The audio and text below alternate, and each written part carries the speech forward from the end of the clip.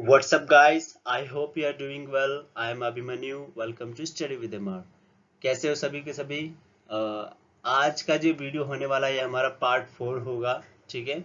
और इस पार्ट 4 के अंदर मैं बेसिकली आपको सारी चीज़ें बताने वाला हूँ। हालांकि अभी तक हमने पार्ट 3 कवर कर दिए हैं, जिसके अंदर हमने ये 6 के 6 टॉपिक्स जो है कवर किए हुए हैं, ठीक है। आज के इस वीडियो के अंदर मैं 7वां और 8वें नंबर का जो टॉपिक है ये डिस्कस कराऊंगा। हालांकि ज्यादा बड़ी वीडियो नहीं होने वाली है, बिकॉज कुछ ज्यादा बड़े पॉइंट्स है नहीं। बट हाँ, इसका जो नेक्स्ट वाला जो पार्ट आएगा ना, उसका प्लीज थोड़ा सही से पढ़ना। बिकॉज आपका जो नया सिलेबस हुआ है ना 11th वालों के लिए, उस नए सिलेबस के अंदर सीबीएसई ने किस तरीके से नए नए टॉपिक्स ऐड किए हैं और उन टॉपिक्स का क्या मतलब है, उन टॉपिक्स में से कौन कौन से क्वेश्चंस आ सकते हैं, कौन कौन से क्या है उसके अंदर, वो सारी चीजें मैं आपको इसका जो अगले वाला पार्ट आएगा वहां पर बताऊंगा, ठीक है। सो अभी के लिए तो फिलहाल यहाँ पर देख लेते हैं 7वां और 8वां जो आपका टॉपिक है उससे पढ़ लेते हैं। और हाँ, इसको प्लीज इग्नोर मत कीजिएगा। नेपाल से एक क्वेश्चन आता है और संविधान वाले से भी एक आध क्वेश्चन आ ही जाते हैं। 2 नंबर का तो पिछले 2 साल से देख ही रहा हूँ, आ ही रहा है संविधान की आलोचना के बारे में, ठीक है। सो बिना देरी करे चलिए स्टार्ट करते हैं आज की वीडियो, ठीक है। कर दे? अरे हाँ बोलिए। चलिए ठीक है, देखते हैं। ये सब तो हम कर ही चुके हैं जी, है ना। अब आ गए हम नेपाल के संविधान के ऊपर। देखिए जी, कौन कहता है, वो आपने डायलॉग सुना है, कौन कहता है संविधान बनाना बहुत ज्यादा आसान होता है? ऐसा बिल्कुल भी नहीं है भाई साहब। संविधान बनाने में पूरी की पूरी खर्चा लगता है, मैन फोर्स लगता है। Man force in the sense कि लोगों की जरूरत होती है। जो नॉर्मल लोग है वो नहीं, विद्वानों की जरूरत होती है, जो कि सोच विचार कर सके, समझ रहे हैं, जो कि सबके साथ तालमेल बैठा करके एक कानून का जो है निर्धारित कर सके। इन सभी चीजों की जो है जरूरत होती है, तभी जाकर के हमारा संविधान सही ढंग से प्रॉपर तरीके से बन सकता है। जैसे कि भारत की अगर मैं बात करूं तो भारत के अंदर तो भाई साहब एक से एक बड़े दुर्रम खान हुए थे। मतलब पढ़ाई लिखाई की बात कर रहा हूं मैं, ठीक है। लड़ाई वड़ाई में मत सोच लेना। जैसे बी आर अम्बेडकर हो गए, डॉक्टर राजेंद्र प्रसाद हो गए, सच्चिदानंद सिन्हा हो गए, जवाहरलाल नेहरू जी हो गए। ये सारे के सारे इतने मतलब पढ़े लिखे थे, इतने इनफ एजुकेटेड थे ये लोग। ये लोग जानते थे कि अगर हम ये प्रावधान डालेंगे तो इन फ्यूचर क्या हो सकता है, और ये प्रावधान डालेंगे तो इन फ्यूचर क्या हो सकता है। और यहाँ तक कि इन्होंने ये भी सोचा हुआ था कि फ्यूचर में समय के साथ बदलाव जरूर होता है। ये बात वो लोग जानते थे, तो इसीलिए उन्होंने संशोधन वाला जो हिस्सा है ना, कि अगर हमारे द्वारा बनाए गए संविधान के अंदर इन फ्यूचर भारत के नागरिकों को कभी कुछ पसंद नहीं आता तो वो संशोधन करके उस चीज को हटा भी सकते हैं। देख रहे हो कितना बड़ा दिमाग है इनका। फ्यूचर की बातें सभी से सोचते थे। थोड़ा आप लोगों को भी सोच लीजिए, क्या 11th में पास हो पाएंगे आप लोग, ठीक है। हाँ, थोड़ा पढ़िए, थोड़ा सही ढंग से पढ़िए। चलिए स्टार्ट करते हैं। नेपाल का जो संविधान है, नेपाल तो पता ही है आपको, ठीक है। भारत का कुछ ऐसा बॉर्डर है ना, तो इधर की साइड पड़ता है ये नेपाल, ठीक है। तो इस नेपाल के अंदर बहुत सारी मतलब दिक्कतें चल रही थी। वो क्या दिक्कत है कि यहाँ पर एक राजतंत्र का शासन है। राजतंत्र बताया था ना मैंने आपको, एक राजा होता है, राजा के नीचे प्रजा होती है जिसका वो सेवा करता है, ठीक है। सो नेपाल एक राजतंत्र का उदाहरण है, काफी अच्छा है। हालांकि वहां पर जो कम्युनिस्ट पार्टी थी ना नेपाल की, वो जो है गणतांत्रिक की बात कर रही थी। अब कोई मुझे बता सकता है गणतांत्रिक और राजतंत्र में क्या अंतर होता है? नहीं पता? और पता भी है तो प्लीज कमेंट बॉक्स के अंदर जरूर बताइएगा मुझे, ठीक है। अगर नहीं पता होगा तो उसके ऊपर फिर मैं एक अलग से वीडियो बनाना चाहता था, बट टाइम नहीं मिल पा रहा था, सॉरी इसके लिए। तो देखिए जरा क्या होता है। नेपाल एक ऐसा उदाहरण है जो कि ये दर्शाता है कि संविधान बनाना कोई आसान काम नहीं है। क्यों ऐसा क्यों बोल रहे हैं हम नेपाल के बारे में? क्योंकि 1948 के बाद से नेपाल में लगभग 5 बार जो है संविधान बनाए जा चुके हैं। और वो कब कब बनाए जा चुके हैं, यही आपका मेन सवाल है, ठीक है। एक तो ये कि 5 बार संविधान बनाए जा चुके हैं नेपाल में, ये याद रखिएगा। और कब कब बने हैं? 1948, 51, 59, 62 और 90। ये जो है सन, मतलब ईयर्स, इसको याद रखना बस आपके लिए जरूरी है, ठीक है। अब चलिए आपका नेक्स्ट टॉपिक देख लेते हैं। ये वाला टॉपिक काफी इंपॉर्टेंट है आपके लोगों के लिए। वो कैसे, मैं बताता हूँ। इसके रिगार्डिंग मैंने अक्सर देखा है कि 1 या 2 नंबर में जरूर क्वेश्चन आ ही रहा है। तो जरा जान लेते क्या है। देखिए, यह है भारतीय संविधान की आलोचना। मतलब कि भारत के संविधान के अंदर हमने देखा था ना, भारतीय संविधान की विशेषता के अंदर कि ऐसी कौन कौन सी खासियत है या फिर कौन कौन सी विशेषता है जिससे कि हम प्राउड फील कर सकते हैं। अब यहाँ पर कुछ ऐसी चीजें आएंगी जिससे कि हमें लगेगा कि हाँ, भारत के संविधान जो है ऐसे ही था। मतलब ऐसा नहीं है हमारा ग्रेट है, ठीक है। उल्टा सीधा मत सोच लेना तुम लोग, ठीक है। तो देखते हैं जरा आलोचना किस आधार पर की जाती है। आलोचना एक्चुअली में सारी सारी बाहरी लोगों के द्वारा की गई, जिन्होंने हमारे संविधान में इन्वॉल्वमेंट दिखाई भी नहीं थी। ठीक है, तो चलिए देखते हैं, कोई नहीं। देखिए, भारतीय संविधान का आलोचना करने का जो सबसे पहला मतलब पॉइंट मिलता है इन लोगों को। आलोचना का मतलब तो पता है ना, बुराई करना होता है। ठीक है, पहला पॉइंट देखते हैं किस आधार पर बुराई या आलोचना की जाती है। वो ये इस बात पे की जाती है कि बहुत ही ज्यादा बड़ा लंबा है ये, मतलब बहुत ही लंबा है और बहुत ही विस्तृत है, मतलब कि हर एक चीज इसमें डिटेल में लिखी गई है। तो इसी चीज को लेकर के काफी ज्यादा हमारी बोलते हैं ना बुराई होती है। ठीक है, और कहते हैं कि इसके अंदर तो बहुत ज्यादा टाइम भी लगा था। टाइम पता है ना, लगभग 3 साल लगा था। 2 साल 11 महीने 18 दिन। कई कई बार देखता हूँ कि बच्चे क्या लिखते हैं, 2 साल 18 महीने 11 दिन। टीचर भी सोचता है कि हाँ सही होगा, लेकिन क्या तो ये भी तो देखो 18 महीने होते हैं क्या किसी साल में। थोड़ा ये भी एक ट्रिक बना लिया करो आप लोग। ठीक है, 2 साल तो हो गया, सबको याद है। अब 11 महीने है कि 18 महीने है, तो थोड़ा देख लीजिए। 11 महीने ही होगा ना, क्योंकि 18 महीने तो होते नहीं है एक साल के अंदर। ठीक है, सो ये पहला पॉइंट हो गया जिसके आधार पर आलोचना की जाती है। हालांकि यहाँ पर ये पीडीएफ है, अगर इसकी पूरी नोट्स चाहिए आपको तो प्लीज टेलीग्राम को ज्वाइन कर लीजिए। मैं वहां पर ऑलरेडी शेयर कर चुका हूँ, आपको वहीं पर नोट्स मिल जाएंगे। इन सबके इलेबोरेट सारी चीजें लिखी हुई मिलेंगी आपको। सेकंड पॉइंट देखते हैं क्या है। सेकंड पॉइंट है कि पश्चिमी देशों के संविधान से इसके प्रावधान लिए गए। मैंने आपको बताया था ना, जब हमारा संविधान बन रहा था तो संविधान सभा में जो लोग थे उन्होंने लगभग 60 देशों के संविधानों को परखा हुआ था। ठीक है, 60 देशों के संविधानों को जो है परखा हुआ था, देखा हुआ था कि कौन से प्रावधान से उनके देशों के नागरिकों को लाभ हो रहा है और कौन से प्रावधानों से उनके देशों के नागरिकों को नुकसान हो रहा है।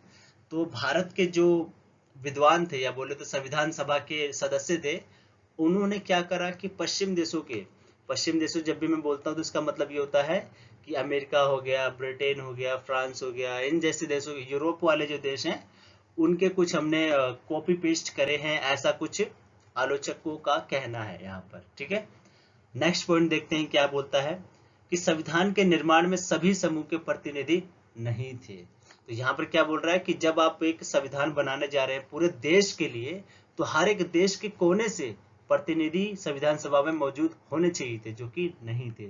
जी हाँ, इस बात में थोड़ा दम भी है एक तरफ से कहा जाए तो। ठीक है, इसमें भी दम है, इसमें भी दम है, सारे पॉइंट्स जो है सही है एक तरफ से कहा जाए, अगर हम आलोचक के रूप में देखते हैं तो। ठीक है, बट हाँ, ये सारे के सारे आलोचना को हम खंडन भी कर सकते हैं अपने कुछ वैलिड पॉइंट दे करके। ठीक है, तो देखिए जरा आगे देखते क्या है। अगला बोला जा रहा है, अच्छा हाँ, इस वाले पॉइंट में पता है ना, देखिए इसमें क्या था कि जितने भी सारे अमीर अमीर लोग थे, जितने मतलब नामी लोग थे, सिर्फ उन्हीं लोगों के प्रतिनिधियों को बुलाया गया था। बाकी के जो थे उनको रहने दिया गया। मतलब कोने कोने से, देश के हर एक कोने के हर एक भाग से जो है संविधान सभा में प्रतिनिधियों को नहीं बुलाया गया था। ठीक है, तो ये एक गलती हो गई, कोई नहीं, आगे देखते हैं। अगला बोला जाता है कि जो संविधान सभा था उसके अंदर भाई साहब एक ही दल का जो है प्रभुत्व था। एक ही प्रभुत्व का मतलब होता है वर्चस्व, रसूल होना, मतलब कि मैं ही इधर दादा हूँ, मैं ही इधर सब कुछ हूँ। ठीक है, तो ऐसा कुछ था जहां पर कांग्रेस का ही इकलौता जो है राज चल रहा था। कहां पर चल रहा था? संविधान सभा के अंदर। तो यहाँ पर इस चीज को लेकर के भी जो है आलोचना की जाती है। मैं आपको अभी बता रहा हूँ, जितने पॉइंट्स बता रहा हूँ ना, एक एक पॉइंट वैलिड है। आप लोग इसको अंदर अपने एग्जाम के अंदर जो है लिख सकते हैं। और आपकी जो सपोर्टिंग मटेरियल है वहां पर भी इतने पॉइंट्स नहीं लिखे हुए हैं, जो कि मैं आपको यहाँ पर बता रहा हूँ। ठीक है, तो यहाँ पर देख लिया आपने कि एक ही पार्टी का जो है क्या बोलते हैं वर्चस्व था या फिर बोलबाला था संविधान सभा के अंदर। ठीक है, और एक और चीज को लेकर के जो है आलोचना की जाती है, वो इस बात को लेकर के कि हिंदुओं की संख्या ज्यादा थी वहां पर संविधान सभा के अंदर एज कम्पेयर टू मुस्लिम्स हो गए या सिख हो गए, इन सब चीजों की। कहते हैं कि हिंदू की संख्या बहुत ही ज्यादा थी, और जो अल्पसंख्यक थे जैसे SC ST वाले हो गए, उन लोगों को तो ऐसे ही मतलब नजरअंदाज कर दिया गया, ऐसा बोला जाता है। ठीक है, तो इस चीज को लेकर के भी जो है भारतीय संविधान की आलोचना की जाती है। ठीक है, अगला क्वेश्चन बोला जाता है कि संविधान सभा का गठन कैबिनेट मिशन के तहत हुआ था। तो यहाँ पर ये कह रहे हैं कि जब संविधान सभा का गठन ही, जो संविधान सभा हमारा संविधान बनाएगी फ्यूचर संभालने के लिए भारत का, उस संविधान सभा का गठन अगर अंग्रेजों के द्वारा बनाए गए मिशन के तहत होता है तो क्या फायदा? क्या वो स्वतंत्र रह पाएगा? उनके ही एक स्वतंत्रता के ऊपर, उनके ही एक प्रभुसत्ता के ऊपर जो है क्वेश्चन मार्क यहाँ पर रेज होता है कि ये तो भाई साहब अंग्रेजों के द्वारा बनाया गया मिशन था ये, और इसी मिशन के तहत तो संविधान सभा बना है, और इसी संविधान सभा के तहत जो है संविधान बना, जो कि हमारे देश को अभी तक चला रहा है। तो क्या ये सही है? यहाँ पर ये बोला जा रहा। तो इनका एक कहने का मतलब यह है कि एक ऐसा मिशन या एक ऐसा योजना बनाओ जो कि भारत के लोगों के द्वारा ही बनाया गया हो, और भारत के संविधान उससे बने, संविधान सभा बनेगा, और फिर संविधान सभा से संविधान बनेगा, यहाँ पर ये बोला जा रहा है। ठीक है, तो आलोचकों का मत जितना भी है वो काफी हद तक सही भी है, बट हाँ, एज अ इंडियन आप लोगों को क्या करना है कि इन सभी के सभी पॉइंट्स को क्रॉस वैलिड करना है, मतलब हराना है इन सभी चीजों को। ठीक है, जैसे कि आप बोल सकते हैं कि भारत के अंदर हर एक चीजों को इसलिए लिखा गया है लंबा, ताकि हर एक चीजों को सही प्रॉपर ढंग से जो है की जा सके सारी चीजें। अगर इन फ्यूचर कोई भी प्रॉब्लम आती है, मान लो मैंने कोई एक छोटा सा वर्ड लिख दिया और उसको इलेबोरेट नहीं करा, तो उस छोटे से वर्ड का कई कई मतलब जो है निकल सकते हैं। इसीलिए भारतीय संविधान के अंदर हर एक चीज को सही ढंग से डिफाइन करके लिखा हुआ है, ताकि कोई भी कंफ्यूजन इन फ्यूचर ना हो। ठीक है, यहाँ पर ये बोला जा रहा है। और यहाँ पर वाला जो पॉइंट होता है, यहाँ पर आप ये भी बोल सकते हैं कि जो आप बार बार बोल रहे हो ना कि हमने पश्चिमी देशों से कॉपी पेस्ट किया है, जी नहीं, हमने पश्चिमी देशों से वहां से सिर्फ एक आइडिया लिया है। आइडिया फॉर एग्जांपल मान लो मौलिक अधिकार का लेते हैं अमेरिका से। ठीक है, हमने बस इतना देखा है कि हाँ, मौलिक अधिकार अमेरिका के लोगों को प्राप्त है, जो कि अच्छी चीज है, वहां के लोगों को जागरूक बनाती है ऐसा करके। तो आप लोगों को यहाँ बोल रहे हैं कि हमने जो मौलिक अधिकार, जितने भी मौलिक अधिकार है, मतलब अमेरिका के अंदर जितने भी प्रकार के मौलिक अधिकार है, फॉर एग्जाम्पल स्वतंत्रता का अधिकार होगा, समानता का होगा, ये सब चीजें, तो जितने भी मौलिक अधिकार अमेरिका में है, सेम टू सेम हमने भारत के नागरिकों को नहीं दिया। तो आप कैसे बोल सकते हो कि हमने कॉपी पेस्ट करा है? समझ रहे हो?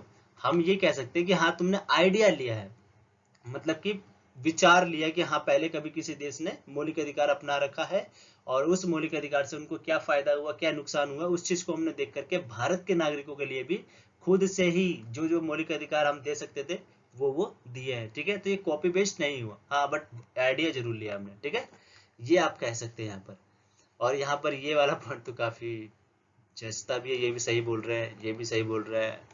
तो आप बोल सकते हो कुछ भी कि उस समय पर कांग्रेस पार्टी सबसे ज्यादा प्रभुत्वशाली थी, इसीलिए जो है कांग्रेस का ही वर्चस्व था। और हिंदू हो तो इसलिए बोलेंगे क्योंकि मुस्लिम और हिंदुओं के बीच में जो बंटवारा हो, तो मुस्लिम वाले उधर चले गए, तो बाकी बचे कौन? हिंदू। और सिख को, इन सबको ना हिंदू की कैटेगरी के अंदर ही जो है जोड़ा जाता था उस टाइम पर। ठीक है, ये याद रखना। अगला है कि सभी समूहों का प्रतिनिधित्व नहीं हो पाया, क्योंकि उस टाइम पर ज्यादा लोग पढ़े लिखे नहीं थे, समझ रहे हैं, कोई भी मतलब ज्यादा हिस्सा नहीं ले पा रहा था, जो जो लोग पिछड़े हुए थे। ठीक है, उन लोगों को अपना ही कुछ एक अलग से बनाने का, एक बोलते हैं ना, अलग से ही राज्य बनाने का जज्बा चढ़ा हुआ था, इसलिए उन्होंने ज्यादा वो करा ही नहीं सहयोग। और बात रही इसकी, तो यहाँ पर ये भी बोल सकते हैं कि हमारा जो है देश जो है वो गुलाम था।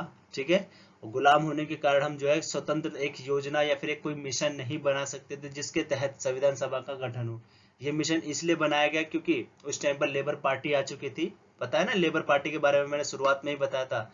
जैसी लेबर पार्टी आई तभी जाकर के इस संविधान सभा का बनने का जो है मार्ग खुला था, अन्यथा ये भी नहीं मिलता हमें, और फिर हमारा देश आजाद भी नहीं हो पाता। समझ रहे हैं? सो ये कुछ पॉइंट्स हैं, आप खुद का दिमाग लगा करके भी यहाँ पर इस्तेमाल करके यहाँ पर लिख सकते हैं।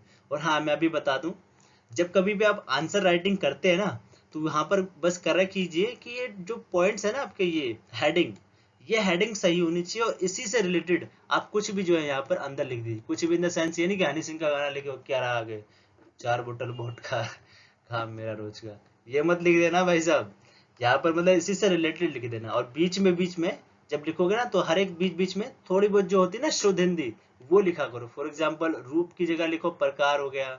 ठीक है, मतलब बहुत से वर्ड्स है जो कि आप हिंदी वर्ड यूज कर सकते हो। ठीक है, बारिश की जगह वर्षा यूज कर लो, ऐसे करके। ठीक है, तो यही है, बस और कुछ नहीं है।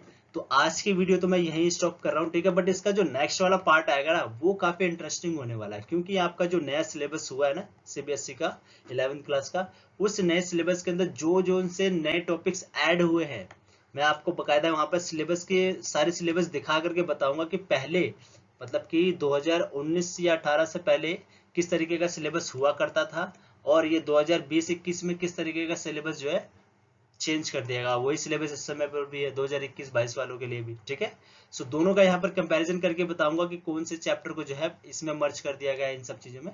सो टॉपिक्स का भी वही देख लेंगे, सिलेबस भी वही देख लेंगे, सब कुछ वही देख लेंगे, टेंशन मत लीजिए, आराम से अपना बस पढ़ाई कीजिए। ठीक है, तो जल्दी जल्दी कोशिश करूंगा लाने की वीडियो। ओके, सो वीडियो आज यहीं तक है। बड़ों को नमस्ते, छोटों को प्यार, छोटी सी लाइफ में एंजॉय करो यार। चलो, okay, thank you, thanks for watching this video. Please like, share and subscribe my channel. Have a nice day.